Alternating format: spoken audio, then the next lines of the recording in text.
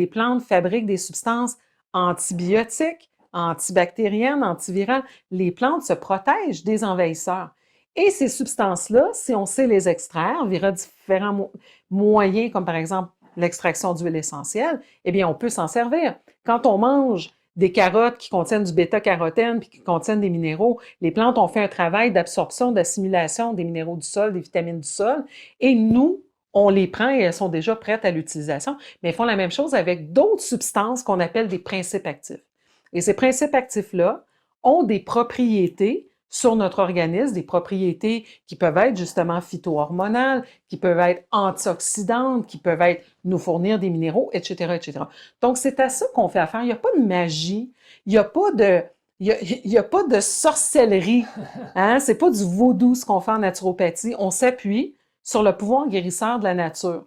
Il y a des substances, des principes actifs, des vitamines, des minéraux, des bioflavonoïdes, des antioxydants, etc., etc., qui sont fabriqués par la nature. Et nous, on a appris comment extraire ces substances-là et les faire travailler pour nous. Donc, un de ces moyens-là, c'est les huiles essentielles. Les huiles essentielles, c'est extraordinaire parce que, comme Maurice l'a dit, c'est une concentration de principes actifs. Des fois, les gens ne comprennent pas. Bon, on connaît tous les tisanes. On sait comment faire une tisane. On met des plantes dans de l'eau. L'eau va servir de solvant, va extraire des principes actifs. Qu'on boive un café, qu'on boive une tisane, on a été chercher les principes actifs. Donc ça, c'est déjà un moyen d'extraction, un solvant, l'eau chaude, qu'on utilise pour extraire des plantes. Les huiles essentielles sont un autre type d'extraction. Ouais. Peux-tu nous en parler un petit peu? Ben, on peut prendre l'exemple du thym. Tout le monde connaît le Le thym. thym. Tout le monde s'est fait probablement une infusion de thym dans sa vie. Alors, moi, j'ai déjà fait la vérification. Prendre un petit sachet de thym, tu mets sur une balance, ça pèse 2 grammes. Bon. OK. Tu mets ton sachet dans une tasse d'eau, 250 ml d'eau. Bon. Très rapidement, tu vois que ton eau se colore. Bon, puis il y a un parfum de Ouais. thym. Puis, si on est attentif, on va voir qu'à la surface du liquide, il y a des petites gouttelettes, de petites perles qui flottent sur le dessus. Ça, c'est l'huile essentielle. L'huile essentielle de thym, qui est, dans le cas du thym, le principe actif le plus important pour lutter contre les infections, si on parle de principe anti-infectieux, il y a à peu près 1/5 de goutte. D'accord? Dans toute ta tasse. Une goutte équivalent à peu près à 25 mg. Donc, à peu près 1/5 de goutte. Fait que si on, mettons, on veut, je prends cet exemple-là parce que j'ai déjà entendu une gentille herboriste qui faisait une conférence au jardin botanique qui disait qu'on pouvait soigner une cystite avec des infusions de thym. Ouais. J'ai rien dit, là. Mais c'est sûr qu'elle n'a jamais fait ça. Parce que, elle ne l'a pas testé. non. Parce que si tu veux vraiment, on va dire, neutraliser, une cystite avec du thym ou de l'huile essentielle de thym, ça prend plus qu'un 5e de goutte. Ça prend entre 30 et 50 gouttes par jour. Ouais. D'accord? Alors, c'est facile avec 1 millilitre d'huile essentielle, ça équivaut à 30 gouttes. On ne prend pas les 30 gouttes d'un coup, là, mais à raison de, mettons, 5 gouttes plusieurs fois par jour, très facile de prendre 30 gouttes. Oui. Mais avec de la tisane d'infusion de thym, ça va prendre 150 litres de tisane pour arriver au même résultat. 150 litres par jour. Fait que donc, c'est important de comprendre, l'huile essentielle, ça a été bien produite, là, bon, c'est de bonne qualité. C'est rien d'autre que ce qui était dans la plante, qu'on a concentré, qu'on peut utiliser. Premièrement, c'est plus facile de transporter un petit flacon que des litres et des litres de tisane. Ça se conserve bien. Donc, c'est la même chose pour les vitamines. Ouais. Alors, toutes les vitamines qu'on trouve là, sur le marché, on les a dans nos aliments. Pas en quantité suffisante pour répondre aux besoins biochimiques individuels de la majorité des gens, et surtout pas assez si on vit du stress, si on est enceinte, si on est malade. Bon, en tout cas. Ouais. Donc, c'est ça le principe. Je vais revenir à la question des dosages des vitamines parce que ça aussi, c'est un point très important. Mais pour revenir à la question des huiles essentielles, donc ce qu'on doit comprendre, c'est que c'est une extraction, au même titre que lorsqu'on fait une tisane, sauf que c'est un autre mécanisme. D'ailleurs, on a un atelier qui s'en vient au mois d'août, où vous êtes bienvenus d'assister, site Institut d'aromathérapie scientifique. Vous allez voir les détails de l'atelier. C'est fascinant. Mais on a passé une journée, on l'a fait l'année passée, à récolter de la verge d'or. Plusieurs personnes ensemble. On a vécu tout le processus d'extraction. On avait retiré combien? Te souviens-tu? C'était comme On avait à peu près, je 0,75 pense qu'on litres. avait 225 livres de matière, Ouais, ouais, de plantes là, ouais. qu'on a mis dans un alambic. Et puis, on a récolté à peu près 350 millilitres Oui, d'huile c'est ça. Je me essentielle. rappelle que c'était même Ouais. pas 1 litre. Ça nous donne une appréciation aussi après ça du prix des huiles essentielles. Et c'est là aussi que de connaître les critères de qualité, c'est important parce que c'est très à la mode ces temps-ci, les huiles essentielles. Les gens les mettent dans des diffuseurs. Bon, oui, tout ça, c'est bien. Mais là, on parle ici d'utiliser les huiles essentielles par voie interne, que ça soit par la bouche, que ça soit des applications topiques au niveau de la peau, des suppositoires vaginaux, des suppositoires conventionnels. Bref, il y a toutes sortes de moyens d'utiliser les huiles essentielles, mais vous comprenez bien que lorsqu'on ingère ça d'une manière ou d'une autre, il faut que ça soit des huiles essentielles de qualité thérapeutique. Vous devez faire affaire avec des compagnies sérieuses. Vous devez aussi connaître un minimum de choses parce que, évidemment, c'est pas parce que c'est pas naturel qu'il peut pas y avoir d'interaction avec des médicaments, qu'il peut pas avoir des effets secondaires. J'aimerais, pendant qu'on parle des effets secondaires, parce qu'il y a beaucoup de mythes aussi entourant ça, là. À un moment donné, c'est comme les huiles essentielles, c'est très dangereux. Ouais. Peux-tu nous toucher un petit mot là-dessus?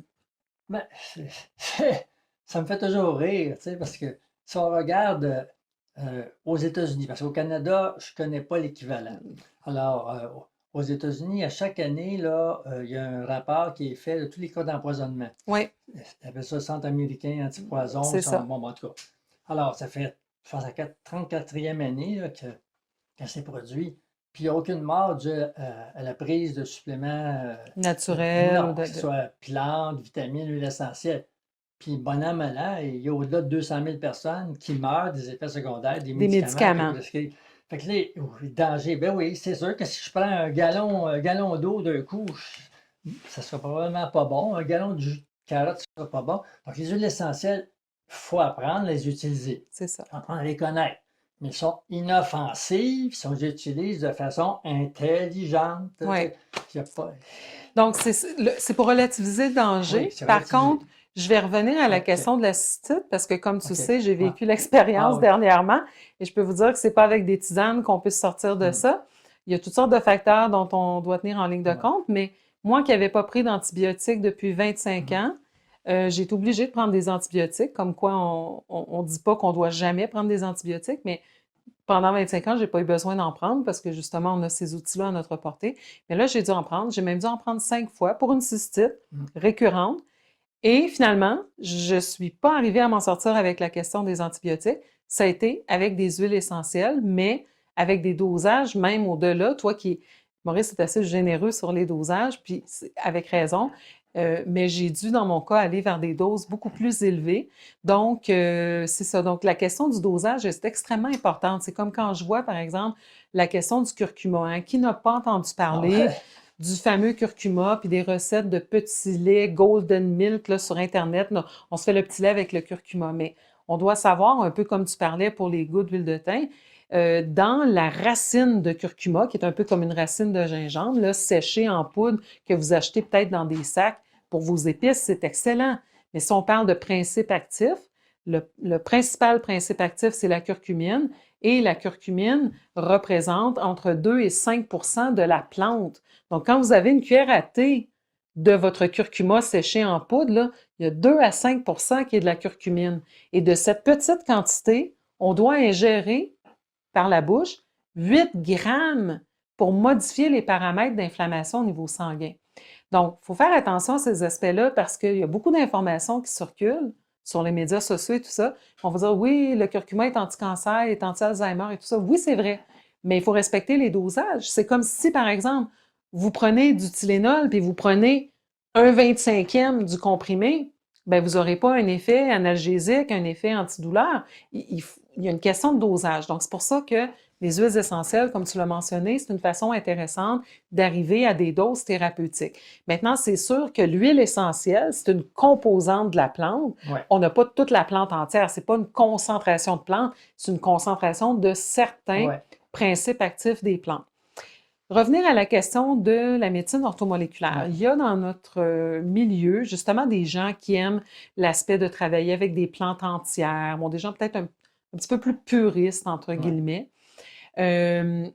qui vont dire que la médecine orthomoléculaire, c'est des mégadoses parce qu'on connaît l'exemple de Linus Pauling, double prix Nobel. Linus Pauling qui travaille avec des doses de 30 grammes de vitamine C par jour et plus. Et donc, quand on regarde les recommandations quotidiennes des différents gouvernements, ben, par exemple, pour la vitamine C, on va parler de 65 milligrammes. Et là, ici, on parle de 30 grammes. Donc, c'est sûr que les dosages sont très différents. Puis ça, je pense que c'est important de démystifier ça. On doit comprendre que les doses recommandées par les gouvernements, ou ce qu'on appelle les apports quotidiens recommandés, À part le ridicule. Ouais. on pourrait les... ouais, on pourrait Ouais. c'est des doses en bas desquelles, par exemple, pour la vitamine C, en bas de 65 mg par jour, vous allez avoir le scorbut.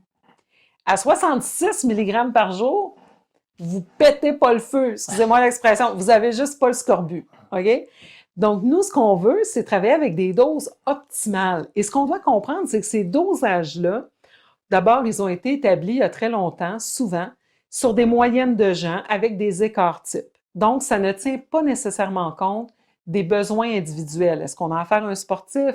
Est-ce qu'on a affaire à un fumeur? Est-ce qu'on a affaire à une personne? Bon, les grossesses, souvent, vont en tenir compte, mais et après ça, il y a toute la question dont on parle de plus en plus, des polymorphismes génétiques, donc de cette petite variation au niveau de nos gènes qui font qu'on peut avoir des besoins accrus en certaines vitamines. Voudrais-tu toucher un petit mot là-dessus sur la question Un des bel dosages? exemple, c'est l'exemple du docteur Roger Williams, Oui. qui était un grand biochimiste, Oui. là, qui a découvert, entre autres, l'acide folique. Bon, alors, il a écrit un livre que tout étudiant en médecine, en biologie ou n'importe qui s'intéresse à la santé devrait lire l'individualité biochimique. Alors, lui aussi, c'est arrivé, c'est une expérience qu'il a vécue. À un moment donné, il doit se faire opérer. Je ne me souviens pas pourquoi, mais en tout cas, il fait son opération. Puis après son opération, il avait mal, donc on lui prescrit de la morphine. La morphine, ça ne fait absolument rien. Même ça intensifie ses douleurs. Bon, ben là, on lui prescrit d'autres choses, puis ça calme les douleurs, mais lui, c'est un scientifique, c'est pas un médecin, c'est un chercheur. Ça l'intrigue, comment ça se fait? Donc, une fois qu'il est sorti de l'hôpital, il retourne voir son médecin, puis il dit, docteur, expliquez-moi donc la réaction que j'ai eue à la morphine, comment ça se fait? Alors, le médecin, il dit, ça arrive, des effets paradoxaux, là, bon, on ne s'inquiète pas de ça. Fait que lui, il n'était pas satisfait de la réponse, fait qu'il essayait de rester dans la tête, continuer ses recherches.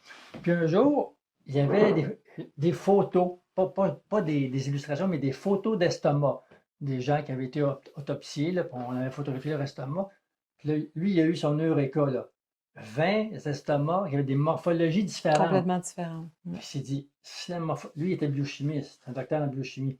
Il dit, si la morphologie est différente, ça veut dire que la biochimie aussi est différente. Ouais. Donc, il a commencé à investiguer ça, d'abord sur les animaux, puis tout ça. Puis il est arrivé, par exemple, dans son livre, il explique, par exemple, pour la vitamine B6, contrairement à ce qu'on pense, c'est l'apport nutritionnel recommandé, ça va être autour de 2 mg. Lui, ce qu'il a démontré, c'était entre 400 et 200 mg par jour que les individus pouvaient avoir besoin selon leur individualité biochimique.